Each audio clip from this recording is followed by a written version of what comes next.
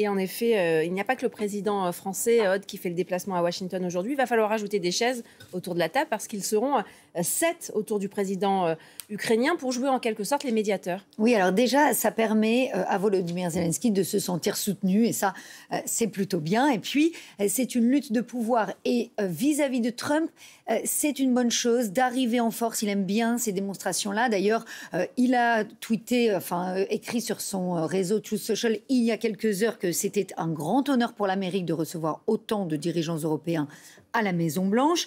Alors, Antoine en a cité plusieurs.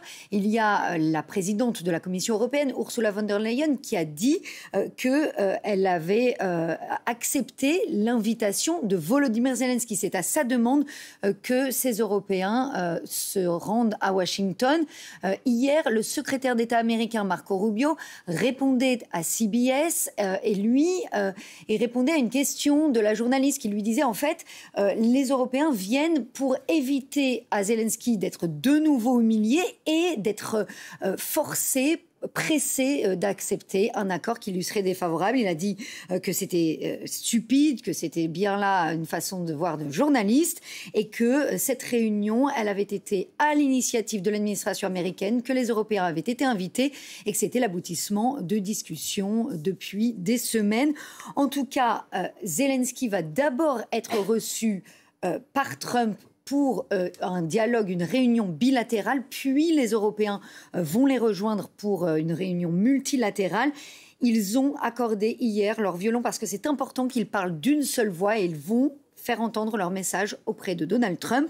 La sécurité de l'Ukraine est l'affaire des Occidentaux et il faut des garanties de sécurité de la part des Européens, mais aussi des États-Unis. Et est-ce que c'est possible? Parce que depuis sa rencontre avec Poutine vendredi dernier, Trump a, semble-t-il, encore une fois changé de ton. Ouais, c'est toujours le problème avec le président américain qui dit une chose, puis quelques jours après, son contraire. Cette nuit, sur son réseau, il a laissé entendre que c'était aux Ukrainiens de mettre fin à la guerre, ce qu'il avait déjà dit auparavant. Et il y a quelques jours, on se souvient, avant de rencontrer Poutine en Alaska, il appelait à un cessez-le-feu, menaçait les Russes de sanctions. Ça, on n'en parle plus du tout. C'est plus du tout sur la table. Maintenant, il veut un accord de paix. Et il met en avant 2 conditions qui sont en fait des conditions russes. Que l'Ukraine cède la Crimée et qu'elle accepte de ne jamais intégrer l'OTAN. Ce message posté juste avant l'arrivée de Zelensky à la Maison-Blanche souligne la pression à laquelle il va devoir faire face et évidemment la nécessité pour ses partenaires européens de le soutenir. Et est-ce que justement les Européens peuvent infléchir la position de Donald Trump? En tout cas, il va les écouter parce que ce ne sont pas n'importe quels dirigeants. Antoine parlait de Giorgia Meloni, qui est très proche de Trump politiquement, idéologiquement, mais aussi personnellement. D'ailleurs, elle avait été invitée lors de son investiture.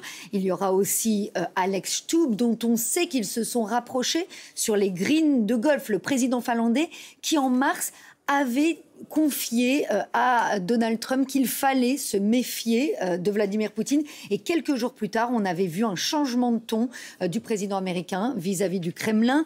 Keir Starmer aussi est dans les petits papiers de Trump depuis qu'il lui a fait des courbettes en Écosse le mois dernier. Et tous vont parler d'une seule voix. Ce qu'il faut, c'est qu'ils apportent des solutions. Parce que Trump, ce qu'il veut, c'est mettre fin à la guerre rapidement, une paix, oui, à n'importe quel prix.